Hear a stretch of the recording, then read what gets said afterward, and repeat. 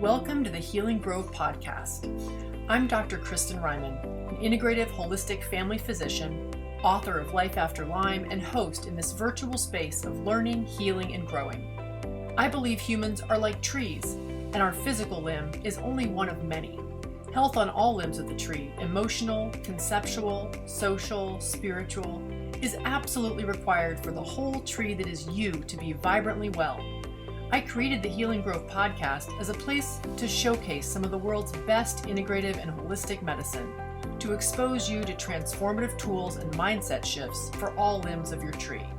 I hope you enjoy our conversation in the Healing Grove today as much as I enjoyed having it. So, Suzy Griswold, welcome to the Healing Grove podcast. I'm so delighted that you agreed to do this interview. I've been watching your actions from afar, and I'm just super inspired by what you do with all your work in HealingStrong and for groups of people. You know, I'm a huge fan of the idea that healing happens best in community. So I hope we can get into all the ways in which, you know, you and I both totally vibe off of that notion. But before we do, I would love it if you would just introduce yourself to this audience and let us know a little bit about what brought you to the important work you're doing today. Thank you. Thank you first for having me, Dr. Kristin. And I love the name of this podcast. It just embraces what we're about, just coming into the Healing Grove. So I've been thinking about it a lot this morning. Just even the word of, or the name of your podcast just, you know, helps us kind of get into that mind shift. So I'm really excited to share and really appreciative that you've given us this opportunity to talk about HealingStrong. So my journey started 13 years ago, actually 14 years ago now. I was diagnosed with thyroid cancer, which was super easy to treat. As you know, as a practitioner, I had so many people say, you got the magic bullet. What they didn't know is that my background included, I was 13 and my family, 10 family members had died of cancer. Many of them had died of lung cancer. And so I had walked the road of cancer since the time I was 5. So my knowledge and what I thought cancer was looked very different than what I know cancer is now.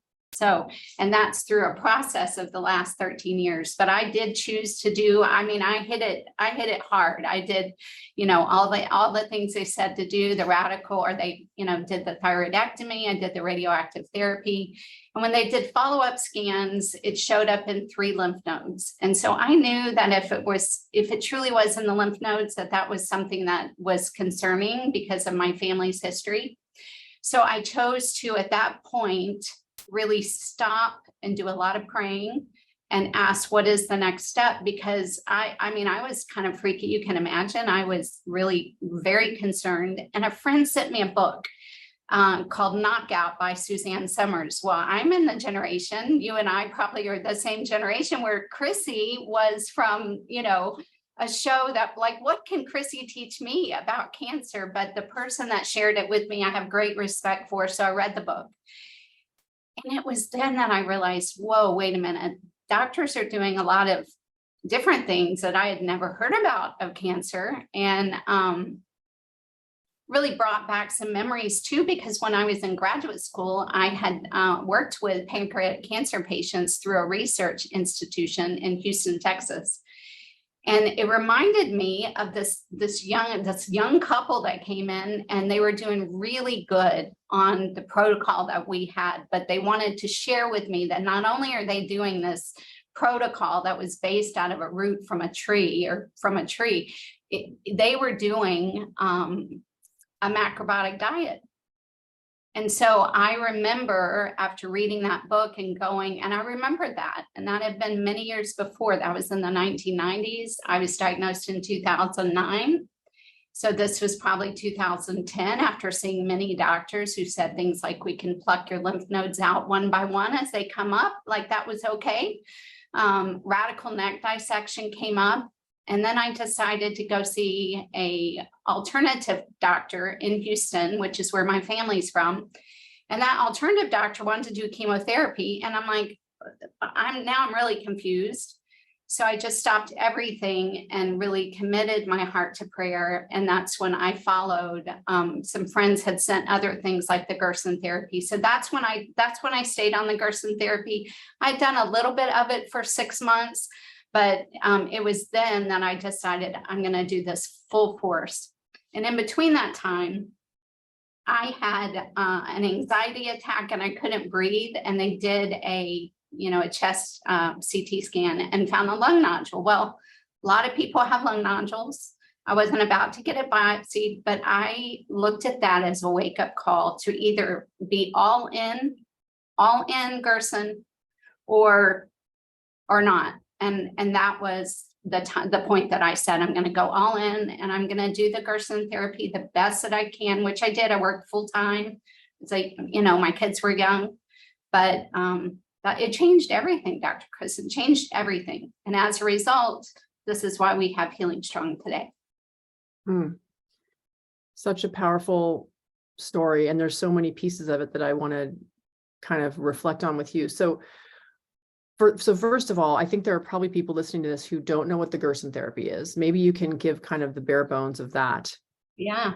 So great question. Dr. Max Gerson was a German physician that was in Germany during Nazi Germany. He actually was one of the physicians for the Nazis. And his story is remarkable. You can look up his history, and I recommend that you do. But he escaped it. He took his family.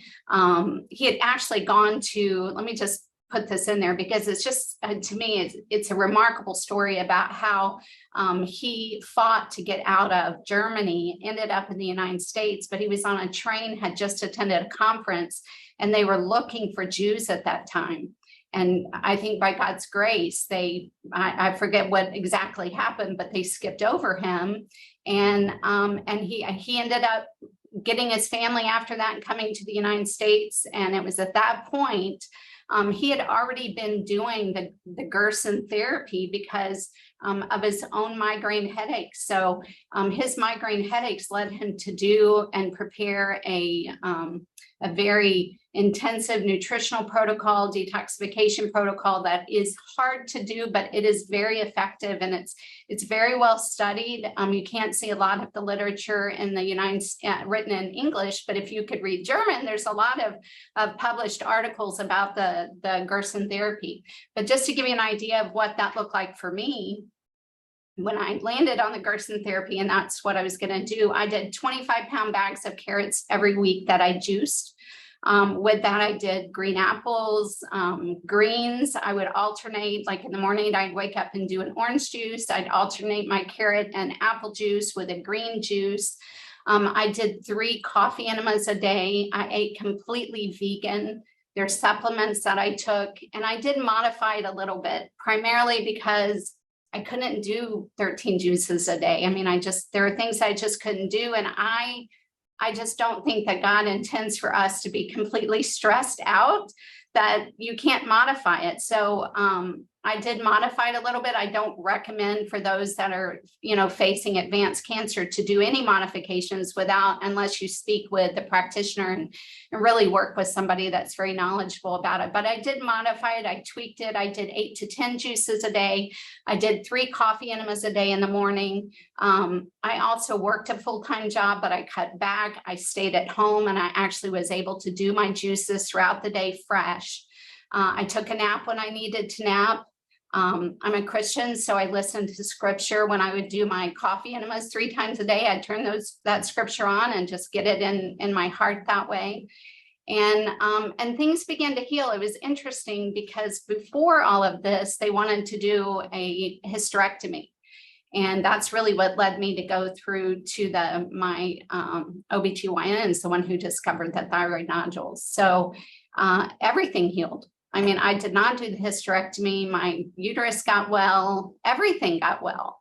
My tremors even got a little bit better. I have a tremor, we think from a diving accident, but those even got better while I was doing the, advanced Gerson therapy. So it was difficult, but in the end, everything healed. And in 18 months, there was no evidence of it. There's 1 little lymph node that's left, but there were 3 lymph nodes to start with. There was 1 that was left. The lung nodule got a little bit smaller. It's still there, but it's, it's not doing anything. So maybe it was benign. I don't know. But we have since implemented a lot of things that we've learned through doing the Gerson therapy with our own family. You and I talked about, like, I have one son who has Lyme disease, and we definitely implemented some of that with him. And then both of them have Addison's disease. And with the youngest, I actually took him out of school and did 6 months of Gerson with him. And wow. Yeah. Amazing. Amazing. And I'm curious to know what the doctors on your team felt about these choices, and maybe some of your family members who'd, gone different routes or who'd experienced your family going a different route. Was there pushback? Were people freaking out? What did that look like? It was so funny, all of it. Like, I had my family, all of it. My husband, who is just an incredible human being, he was scared because I'm not doing what the doctor said to do. So he was completely afraid, but I would begin to read things to him from books. I read the Gerson Protocol book, 50 case studies book, and I would read things to him and he'd be like, huh. And before you know it, people were asking him questions, what she's doing. So he became more, involved in watching videos like Forks Over Knives. And, there's lots of things that were out there on the internet that we could watch that kind of supported this lifestyle that I was living. And so he finally came along and is completely supportive and very involved in it. But my immediate family really, and still think I'm a little bit nuts, but that's okay. As far as how we chose to heal cancer, because of course they walk through the cancer journey in their own route with our family members as well. We had one friend come up to Jeff in the middle of it and say, I had an aunt that did all that stuff and she ended up dying, and so I just really think that you need to talk to your wife because she's going to die. And so people spoke words like that over. So it helped us. And it trained us to be very resolute in what we were doing and to resolve that this is what we were going to do. And so Jeff became my buffer. I answered no, that's when the answering machines were there. I answered no messages. Jeff answered those. I didn't pay attention to people that were speaking negative or were not supportive. I love them, but I love them from a distance. We even left our church for a season to just get away from that and to sit and rest and renew and do what we needed to do as a family so that I could heal. So we made radical decisions just so that we could walk this route in a way that we needed to do. And at that time, there were no groups. So, we were doing it ourselves, and I'm thankful that Jeff was so supportive. Yeah. Well, it sounds like you got really intentional about crafting your healing team in a way that would be supportive and also protective for you from the rest of the world, which can be well-meaning, but not as supportive as you'd like. So you asked a question, and just to circle back around, what did my practitioners say about it? I let one practitioner know what I was doing. And of course, their response was very negative. So I protected what I was doing by not sharing it with the others. I used my practitioners to I actually did do PET scans. I wanted to know, I was one of those that wanted to know what's going on up here. And so I use them to do the diagnostic testing. And because I have no thyroid, I have to get medicine. So I'm very careful about who I tell my pearls to, who I'm going to share that with, right? I mean, this is a treasure to my heart. And I used to get offended by it. And the doctor was, when I told him that was, well, that has nothing to do with you healing, right? And I hear people now all the time that say, well, in 6 months, you're going to be, they speak negative stuff over people. And we hear that through HealingStrong all the time. And that's why for me, I was like, nope, we're doing this. And I don't have to share everything with everybody. And I really would pray and just say, God, you got to show me what you want me to say to people. Do you want me to step in and be involved? I could go down that road too, and just say how it's really taught me a lot on, how much I share with people. Yeah. Well, it's about clarity of purpose and boundaries. It's about really clean boundaries. And that's, I think, key, especially when you're dealing with an illness that is, I would say cancer is pretty misunderstood, and a lot of the people who misunderstand it don't know that they're misunderstanding it. And so they project their uncertainty and their annoyance and their failure. I mean, let's face it, a lot of the treatments that are standard treatments for cancers fail. Ultimately, they fail. So you give people another 3 years or another 5 years, maybe another 10 years, but the expectation is that they're going to die.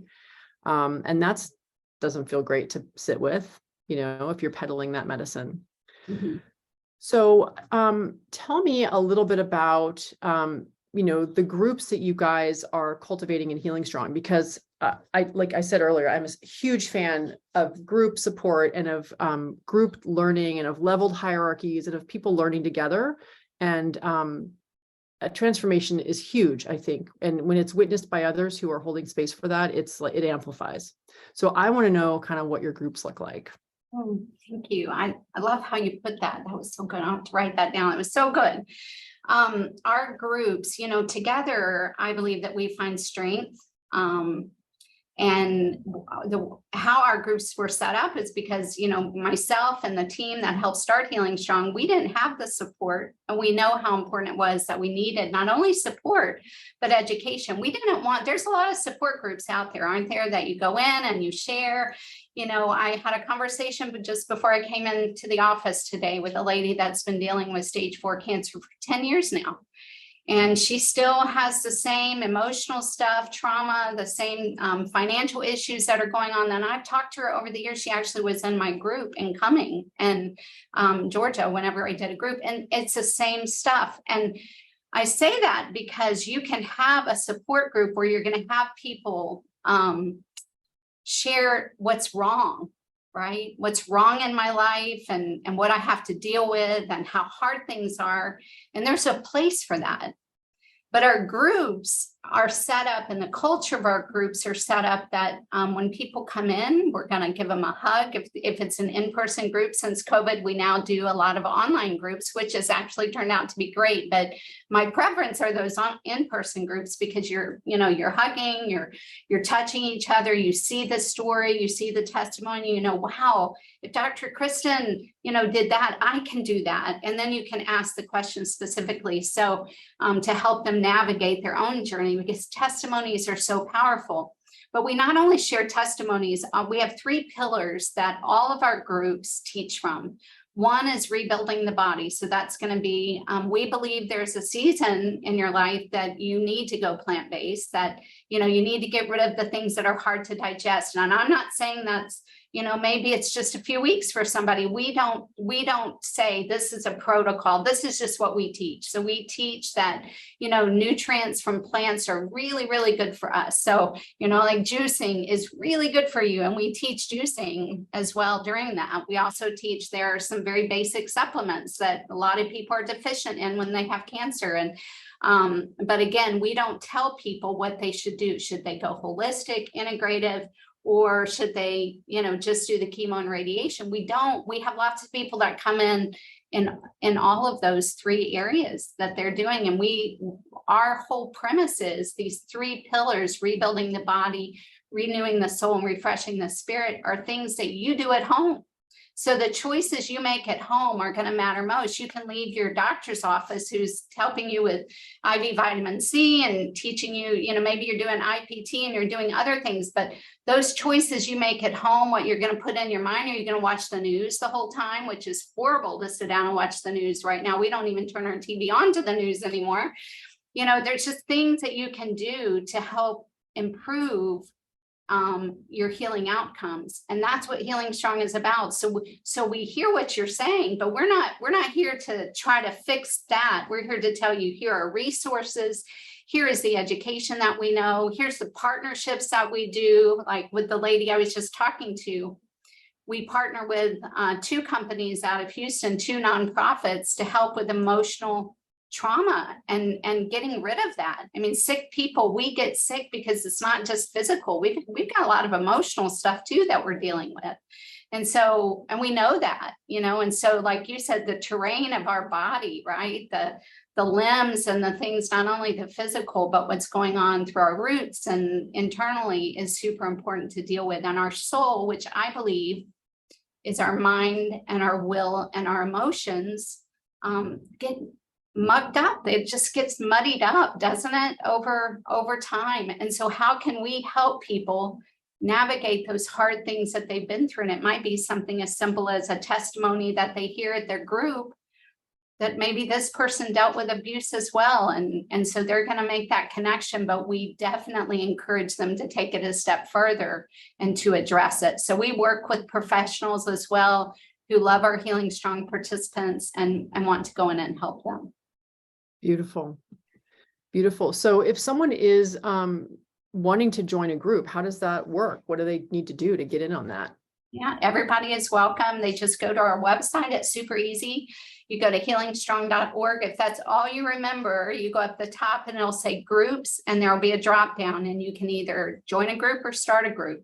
And so the groups, when you click down, we have a whole search engine that you can get to. You can search by city or by state. If you're out of country and you can't find that, sometimes our search engine gives us some trouble, but we don't have a lot of out of country groups anymore. We used to have more than we do now, but we do have some. And I would say just email us at help@healingstrong.org if you have any trouble, but get connected to a group. And if you're at the place to where you've walked your healing and you want to share what you've learned and you'd like to be a part of helping your community to do that, then we have a whole program. That's what we focus on, is helping group leaders to get set up and start groups in their own area. We need them. We need as many groups as we can get out there. There's never too many groups in one location. Beautiful. So you're basically becoming the trainers. Yeah. And we have a training program. We have a group leader coordinator. We have a, let me see if I've got. So we have our participant guide that you can download free online, actually, but it has all of our lessons are in here. So we have 12 basic lessons, but we've been doing this now for 10 years. So we have a whole leaders lounge of additional lessons and videos that you can teach. Like, this doesn't necessarily cover fasting, but we've got a whole lesson on fasting that's in our leaders lounge for our group leaders. And our focus, Dr. Kristin, really is to equip those group leaders to have the materials that they need. We are structured. I don't believe that we're supposed to go in and nilly-willy just, offer up a group. We have a structured set thing of what you do. You open in prayer, and then you get started and you teach the group and the lessons, and then you end with an affirmation, and you might have in between there time for sharing. You might watch a video. They might have a speaker. But it is a beautiful time, and I've never had once somebody call me and say that they have had issues with any of our groups at any time. So they're open for everyone, and we know that people are empowered when they come in, and when they heal in community, something very special happens. Yeah, something very special does happen. Yeah. Is there anyone for whom the groups would not be appropriate? No, I mean, no, I Do can't they have to have cancer? Do they have to have cancer to be in the group? No. We have, the groups, it's interesting, they kind of take on their own kind of personality. So we have young moms that start groups because they want to help their friends prevent disease, or they want their kids to be well and healthy. And so they do HealingStrong groups. We have we have one group that just started for prostate cancer. It was a spinoff of a group, two groups actually, one in Arizona and one in California. And they've kind of spun off, and these men are helping each other. And so they're kind of doing their own thing, but their wives are in the other groups, right? So it's just beautiful. It's beautiful. I'm telling you, there's so much that people walk away, and it's not, we don't say, if you come to HealingStrong, you're going to get rid of this cancer. I believe if you come to HealingStrong, your chances of getting rid of the cancer is great. But we also believe that we can teach you how to juice. We can teach you how to eat. But if you don't address the whole person and connect with our Heavenly Father. We're just helping you be a little more comfortable in the place that you're in right now. And we want you to be better. We want you to leave Healing Strong, and we want you to live the purposeful life that we believe that God has for you. And so that's what our groups hopefully are doing for people. It's helping them live their purposeful life out. Beautiful, beautiful. So in terms of the structure of the group, like you mentioned some of the things that happen, and those are the things that the facilitators are all trained to kind of provide, and in terms of the container for the group. Do you have any ongoing support for those facilitators so that they have a place to process challenging group moments, or that there's a place for them to continue their education as facilitators? Yes. Thank you for saying that. So that's the main structure that we do. We have a training program through our main group leader coordinator. We have mentors that are all around the United States. So our group leaders have access at any time to their mentors, their assigned mentors.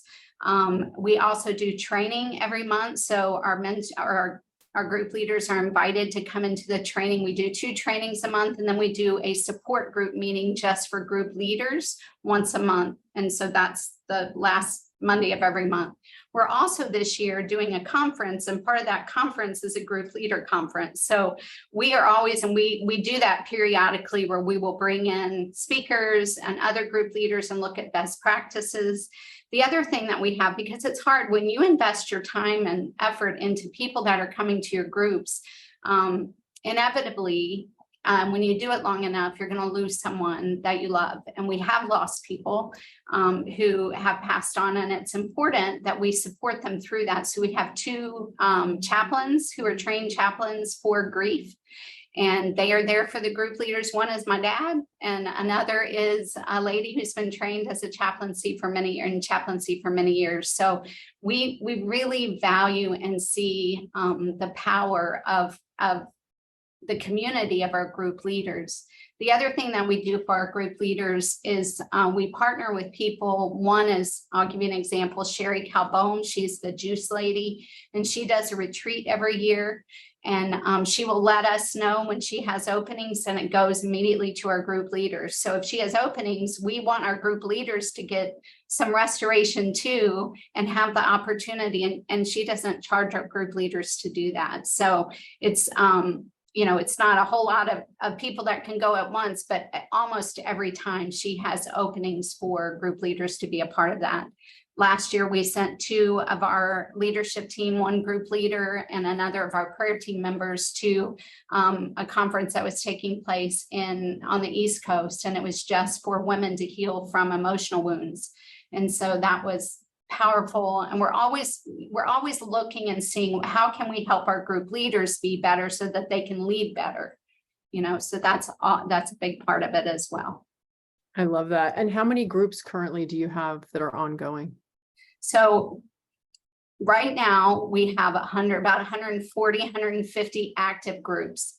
We have supported 450 groups in the last 7 years.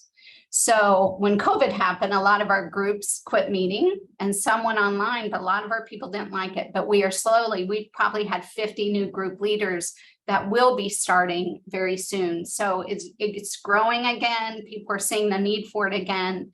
And so we're just really excited about what, these new group leaders are doing and where things are going. So it's definitely been a facelift, so to speak, of how we are offering the groups, because now many of them are doing them online. So amazing. Well, it sounds like there's a lot of changes in the works and a lot of growth happening. I hear this is a special year for Healing Strong. I wonder if you'd say a little bit more about why. Yes, thank you.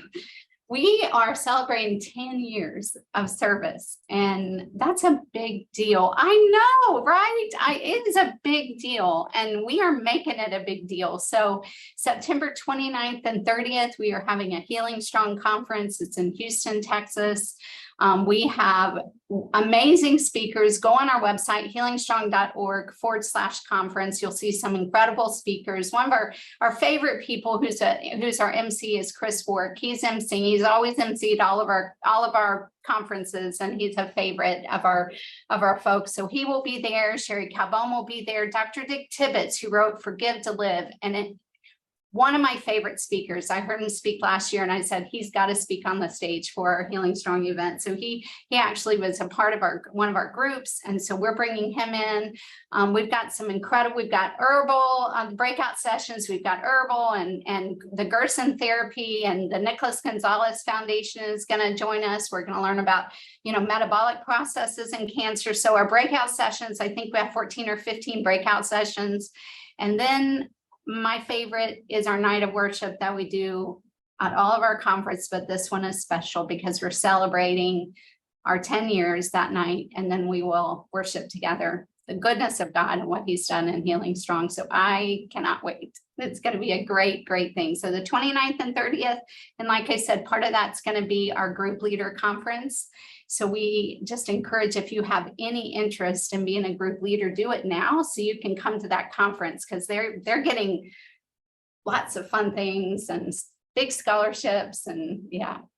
Amazing. That looks amazing. I checked it out online already. You've got some amazing people there. And it looks like the vibe. I mean, you spoke earlier about not every support group is alike, right? Right. Yeah. And having as a person who has experienced Lyme disease and dabbled in some support groups when I was quite sick, I would definitely come away from some support groups going, yeah, that's not the vibe I'm needing for healing. Yeah. And so just looking at your website is sort of what the opposite of that, It's like a high vibe, positivity, lots of gratitude, lots of community. It's just beautiful what you've created. Thank you. It is all of those things. And we really value the environment that our groups put forward. So yeah, we've got some incredible group leaders, beautiful servant hearts, and just, and smart, way smarter than me. And I mean, just are very knowledgeable, and they study the research, and they know their community. This is something else. Our group leaders are encouraged to do an audit of what's around them. So if you're in Pennsylvania, for say, or Michigan or somewhere like that, and you're wondering, well, what's in the state that I can, who's there, and what about it in my town? Are there any farmers markets, or is there a hyperbaric, or what about acupuncture? Who's here to help us with some of these adjunct therapies? Our group leaders most of them are out there and are finding it out. So they're bringing it into the group. So they're like just a gift every day, here, come and let me share with you what I learned. And, we have groups that take field trips. We had a group in California go to a salt cave recently, which I experienced once, and I loved it. And, so many benefits to it. And so they were off gallivanting to the salt cave in the middle of the week. It's just beautiful what they do. They go to farmers markets together. And some of them are online, and they get to meet people from all over the world. We have one couple, if I can share this story.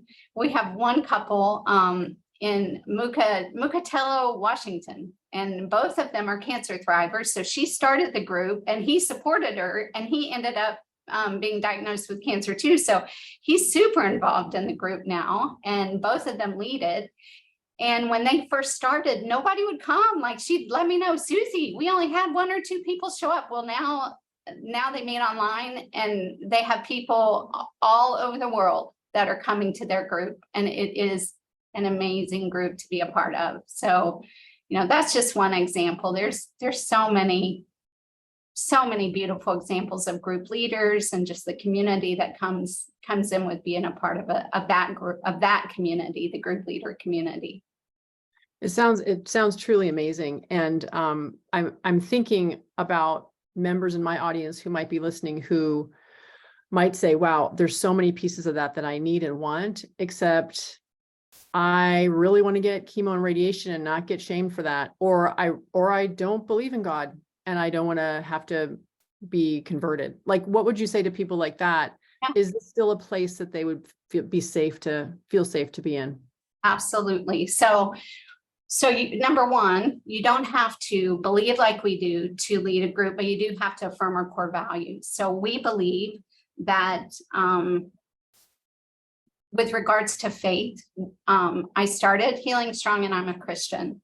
And so what I teach from spiritually comes from the Word of God. And that's what HealingStrong does. So anything spiritual that we're going to teach is going to come from God's Word. You may not want to pray. We have people who are all faiths that have been a part of HealingStrong. So we have one right now who leads, she's Jewish and she leads a HealingStrong group. And she has people that come alongside her and help, part of the prayer and part of different parts of it. And never once, I'm not kidding you, never once have I had someone say to me, I felt ousted. This is not for me. I don't share your beliefs. And we invite them to call me and let's talk it through and see if this is even going to be a fit for you. So call me and we'll have an open conversation about it. As far as Q1 radiation, most of our people have done some kind of integrative therapy. And there are lots of people that are involved in traditional therapies that come to our group. So there's no shaming. We don't tell you this is what you have to do. What we tell you is when you go home, those choices that you're going to make at home are going to matter most. So you can sit and get your chemo for 3 or 4 hours, but those choices you make at home and what you're going to put in your body physically and emotionally and spiritually, that's what's going to matter. That's just 2 hours of your time a week or 3 hours of your time a week. But the rest of it, those choices you make, those are the ones that are going to matter most. I think we make 30,000 choices a day. So it's either going to lead you to healing or it's going to lead you to disease. And we really believe that. So we focus on those 3 pillars and encourage people when you get home, remember these things and hopefully begin to make those choices that are going to help with their health outcomes be much more improved. Yeah. Do you ever get any pushback on this concept of the choice is, the choice is yours to make? I mean, I feel like a lot of people who are on the path of a new cancer diagnosis, and I know this from friends and family and being intimately involved with some of their paths and their stories, they get so scared initially by their doctors and so immediately kind of locked into a path.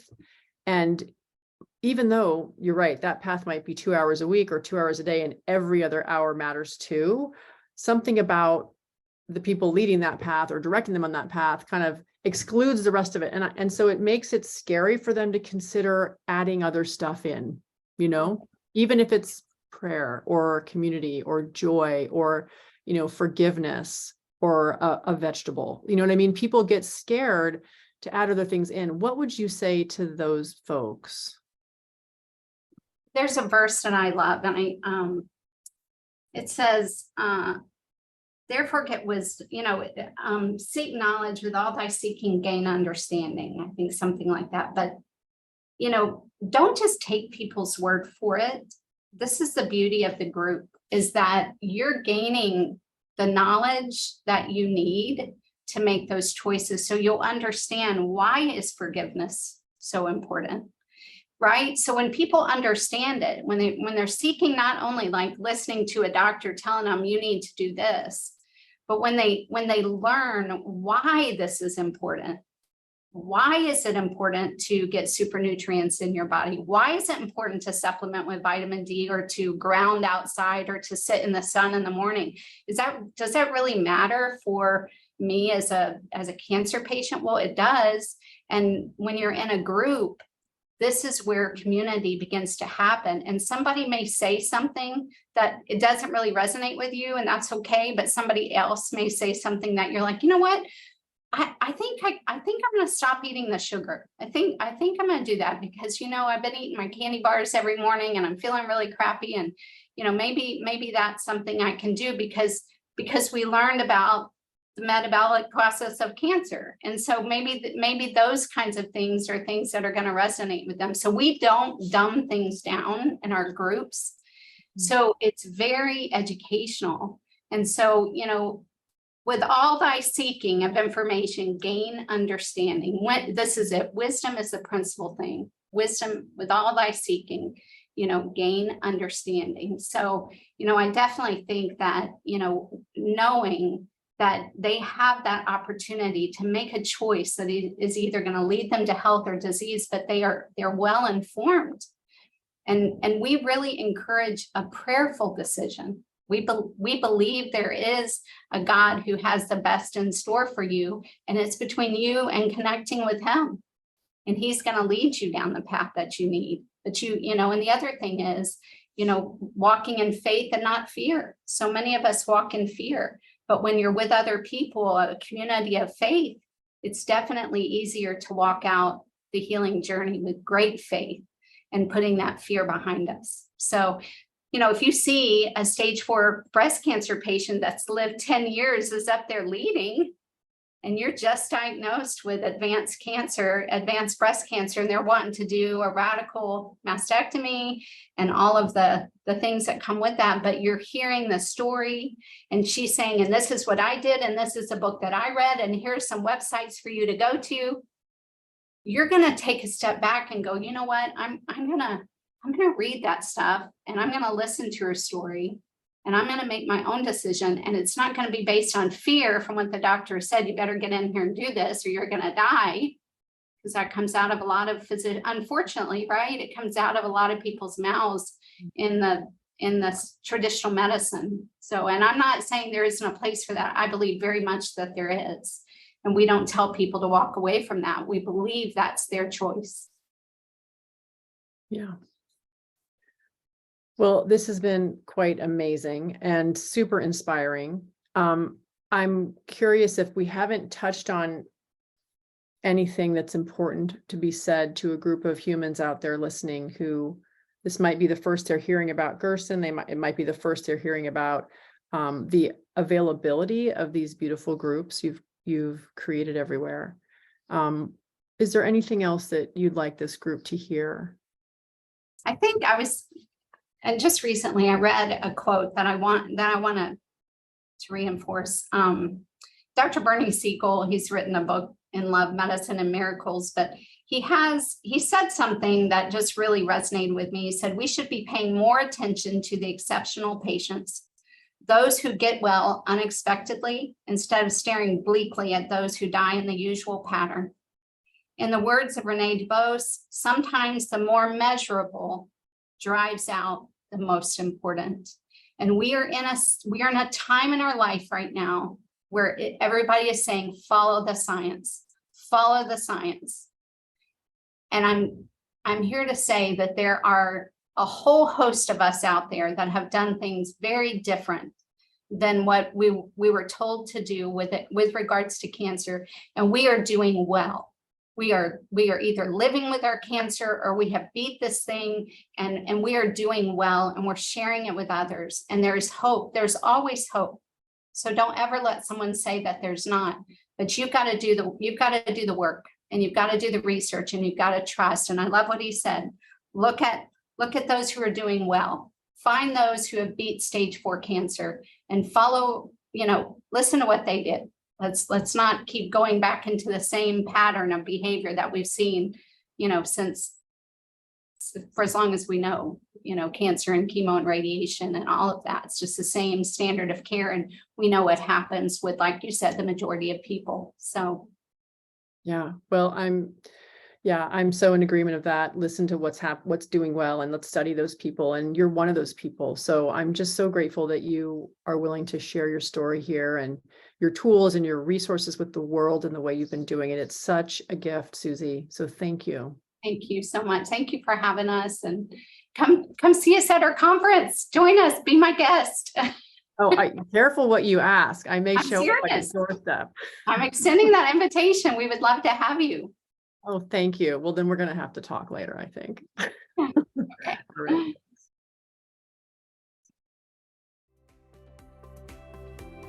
I hope you enjoyed this episode of the Healing Grove podcast. If you liked it, please be sure to like and subscribe. And if you want to deepen your experience further, consider grabbing a copy of the Healing Grove playbook.